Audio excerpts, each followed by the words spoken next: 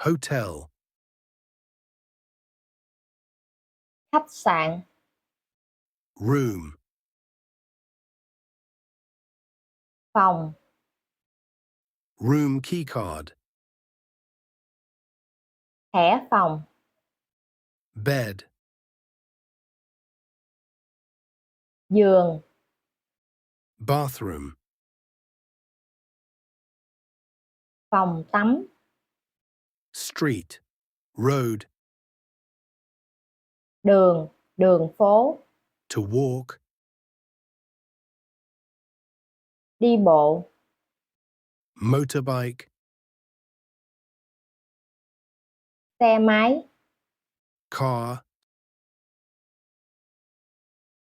ô tô, xe hơi, store, shop, cửa hàng,